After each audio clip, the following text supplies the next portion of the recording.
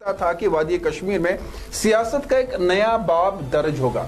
वादी कश्मीर में नया सियासी बाब दर्ज होगा और उस सियासत में एक बड़े खिलाड़ी मैदान में कूद पड़े हैं जो मरकज से यहां पर आकर आवाम के लिए खिदमत करेंगे, काम करेंगे। लोगों ने उनकी पार्टी का हिस्सा बनना चाहा, बड़े लीडरान आए और कहा कि हम आजाद साहब के साथ काम करेंगे। सब जानते थे आजाद नजरिए के हैं और वो लोगों के लिए काम करेंगे।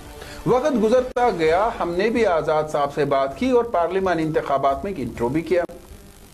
उनके इंटरव्यू से हमें भी लगा कि आजाद साहब नाराज है, उनसे जो वादे किए गए हैं वो शायद पूरे नहीं किए गए हैं। चाहे कई लीडरों ने उन्हें कहा कि हम आपका साथ देंगे, आप पार्टी बनाइए, हम जान तन और दन भी दे देंगे।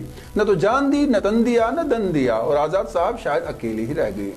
अब चूंकि हमने देखा कि पार्लियामानी इंतखाबात में हाल क्या हुआ, अब लगा कि अब असेंबली इंतखाबात का वक्त आ चुका है। आजाद साहब ने अपनी टीम तैयार की होगी और वो इसमें T20 की तरह कम से कम 2-3 सीटें तो निकालेंगे। और एक बयान आ जाता है जिस बयान में आजाद साहब कहते हैं कि उनकी सेहत ठीक नहीं है। तो मुझे खुद अपना वो इंटरव्यू याद आ गया जिसमें उन्होंने सियासी मैदान में बैठे हुए बड़े खिलाड़ियों पर कई एक इल्जाम लगाए।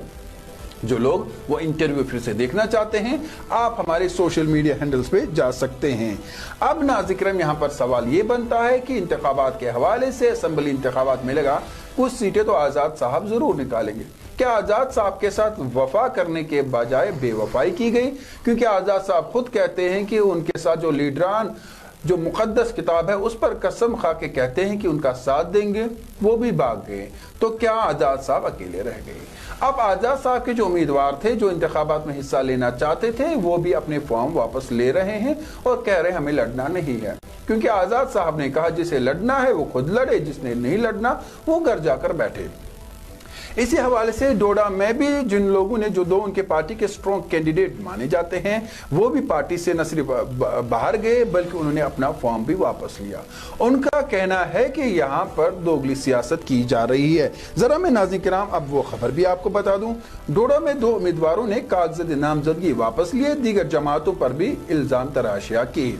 मीडिया से गुफ्तगू करते हुए साबिक एडवोकेट जनरल मोहम्मद असलम गोनी ने कहा कि उन्होंने ये फैसला मफाद आमा को मद्देनजर रखते हुए किया। उन्होंने कहा कि मौजूदा दौर में सियासी जमातें जात पात मजहब पैसा की बुनियाद पर इलेक्शन में हिस्सा लेती है और अवाम मसाइलों को पस पुश में डाला जा रहा है। उन्होंने कहा कि वो जिस पार्टी से ताल्लुक रखते हैं इस पर बीजेपी का बी टीम होने का इल्जाम आयद किया गया जो कि गलत व बेबुनियाद है।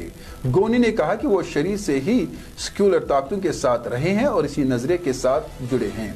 उन्होंने कांग्रेस व नेशनल कॉन्फ्रेंस इत्तेहाद को अवाम के साथ एक बड़ा मजाक करार देते हुए कहा कि इन दोनों जमातों ने बदरवा व चिनाब वैली की दीगर असेंबली हलकों में वोटरों की तकसीम के लिए दोस्ताना मैच खेलने का ड्रामा किया जिससे वोटरों की तकसीम यकीनी है।